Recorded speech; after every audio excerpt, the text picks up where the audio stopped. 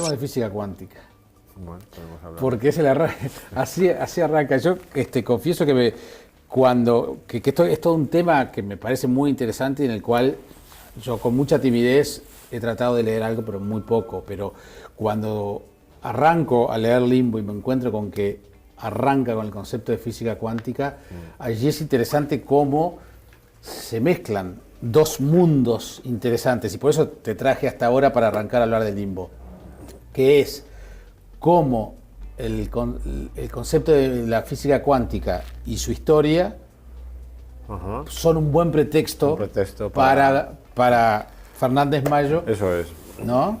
Claro, es que eso es lo que te comentaba, o sea, por ejemplo, o lo que estaba un poco enlaza con lo que estábamos comentando. Yo ahí en esa especie de introducción lo que cuento es cómo de verdad, que así es, el físico alemán Heisenberg inventa, porque se le inventa, la mecánica cuántica, ¿no? Que es una historia muy literaria, sí. Es una historia que se aísla en una isla del Mar del Norte. Es todo verdad lo que se cuenta. Sí, ¿verdad? sí. Hombre, y luego hay partes al final que no, bien, porque yo quería que no, porque es una novela, pero toda esta historia sí que es verdad, ¿no?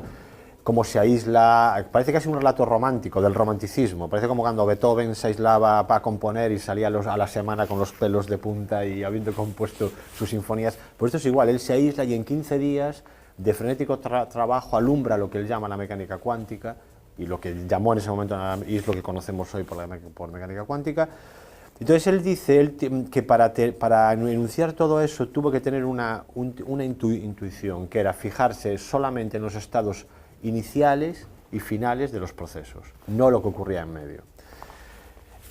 Y yo lo que digo ahí es no, vale, eso está bien, pero a mí lo que me interesa es ese medio, que es lo que podríamos llamar mi limbo, el limbo. Entonces lo que planteo es que todos estos personajes de mi novela se mueven en un estado intermedio, en un estado pasajero. Digamos que la mecánica cuántica ahí actúa como metáfora, ¿no? Me vale como una metáfora. Sí, a tal punto contradecís esa idea desde ese sentido, claro. Es que uno de los sinónimos de limbo puede ser la nada. Estar en el limbo es estar en la nada, es esa cosa que uno no sabe exactamente lo que es. Y sin embargo, ese limbo pasa muchas cosas. Pasan muchas cosas, claro, porque el limbo que yo defino ahí es un limbo activo, es un limbo dinámico, y en realidad todos los personajes, si uno se fija bien, tienen una mirada respecto a la cotidianidad, al mundo, un poco extrañada. Hay un extrañamiento respecto al mundo y hay una mirada un poco desenfocada respecto a las cosas, ¿no? Que no es una mirada ni surrealista, ni onírica, ni psicodélica, no, es un ligero desplazamiento de la realidad para hacernos ver que en la realidad, en la cotidianidad, también hay otras dimensiones, hay dimensiones de cosas que nos pueden sorprender a cada momento.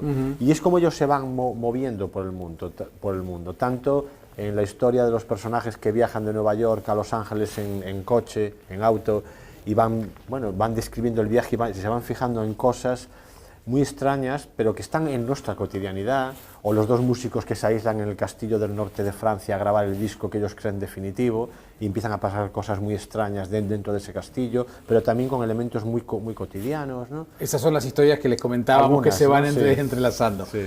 El otro día estaba leyendo un libro, una teoría muy interesante que tiene que ver con todo esto del éxito y de cómo analizar determinadas situaciones, que tiene que ver con algo de esto, que es la teoría del cisne negro, se llama. Entonces dice un norteamericano, creo que de origen rumano, ¿no? Algo así, su teoría es: nosotros suponemos que las situaciones se dan cotidianamente como si viéramos cisnes blancos. Pero un cisne blanco no es algo novedoso, porque todos los cisnes son blancos. Lo que debemos tener cuando prevemos algo es la posibilidad de que aparezca un cisne negro, que es lo inusual, es lo raro.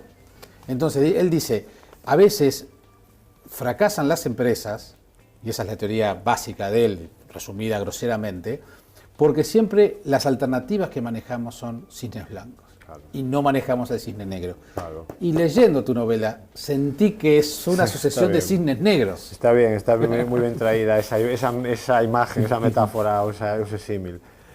Porque efectivamente eso es, ¿no? Yo creo que la mirada del poeta y la mirada del científico lo que hace es estar atento a los cisnes negros, ¿no? Siguiendo con el siguiente, Exacto. ¿no? Por ejemplo, algo tan sencillo como el día que Newton ve caer una manzana y a través de esa caída, ya estaba en su jardín, ve caer una manzana y a través de eso, o a partir de ahí, desarrolla la teoría de gravitación universal, ni más ni menos. ¿Qué ha hecho él? Lo que ha hecho es ver la manzana como nadie la había visto antes. Exacto. O sea, ha visto el cisne negro que habita en todo cisne blanco, a lo mejor, por decirlo de algún modo. Y esa es la mirada también del poeta, ¿no? El que se fija y crea sensaciones y sensibilidades a partir de cosas cotidianas, ¿no? La creación yo creo que siempre tiene que venir, o siempre viene de lo más inmediato, no hay que irse a galaxias lejanas ni a ejemplos estrambóticos, ¿no? Entonces yo creo que los cisnes negros están aquí, están ahora aquí, y seguramente aquí mismo, y habría que empezar a mirar y a pensar un poquito, y aparecería el hecho poético seguramente aquí mismo, ¿no? Salvando las distancias, porque desde el punto de vista literario las hay, pero cuando tú lees una novela de Murakami, sí, pasa eso, porque Murakami, dentro de lo fantasioso de su mundo, donde llueven pescados, donde los gatos hablan, donde pasa todo lo que pasa, el tipo te encaja una caja de cigarrillos Marlboro, o te va ubicando con elementos absolutamente cotidianos para el lector. Eso es. Y de la sociedad de consumo. Eso es. Absolutamente familiares. Eso es. Claro, salvando, como tú dices, todas las distancias. No, por eso ni siquiera lo comparé, pero digo... Sí. Esa operación de Murakami es muy interesante y tiene que ver efectivamente con cosas que yo hago, ¿no? Que sencillamente se resumen que la sociedad de consumo, es decir, lo que nos rodea, nuestra realidad, porque eso es realismo, eso es el realismo, exacto, que entre dentro de las novelas de manera natural, sin tener por qué escamotearlo, ¿no? A veces pensamos que el realismo es narrar como la novela realista que entendemos todos, pero que ese modelo es de hace a lo mejor 50, 60 o 100 años. O sea, el realismo hoy tiene que, pues eso, ¿por qué no va a aparecer un paquete de cigarrillos Marlboro o lo que? Porque es nuestra realidad. Otra cosa es que aparezca gratuitamente, claro, eso no, porque eso ya hay que saber manejarlo y introducir esos detalles cuando es pertinente. Pero la realidad está ahí, y la realidad, bueno, hay que estar atentos a ella. A mí lo que me parece fascinante, Agustín, es cómo, digamos, se logra ubicar o encontrar un lugar dentro de la literatura con elementos tan cotidianos, porque a veces se sobredimensiona tanto el hecho literario, que se dice que no hay espacio para esas cosas. Claro, eso con el debido respeto para mí es un error. Claro.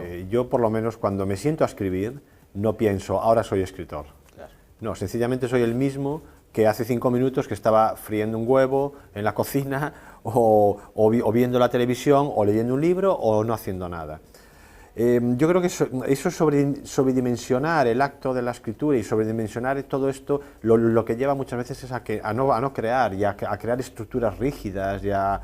No, hay que verter lo que tenemos en la cabeza, el disco duro que hay en la cabeza, verterlo convenientemente estetizado, y sobre todo pensando que es como he construido yo todo mi mundo poético y narrativo, que no hay ningún material que no sea no narrable. O sea, todo puede ser narrado si sabes encontrar el cisne negro, como tú has dicho, que hay en todo en toda comunidad de cisnes blancos. Sí, claro. Y eso es importantísimo, porque es narrar incluso a veces a través de los residuos, de lo que, y entiendo por residuo aquí lo que para otros no es material de narración, ¿no? Lo que otros desechan como narración, mi sistema es muchas veces, tú no lo quieres, tráelo que yo ya lo aprovecharé. Es una especie de reciclaje de lo simbólico, ¿no? Vamos a decirlo así. Y eso es muy interesante, y es una de las cosas, creo, de los aciertos que tiene mi literatura, es manejar un poco también todo ese mundo.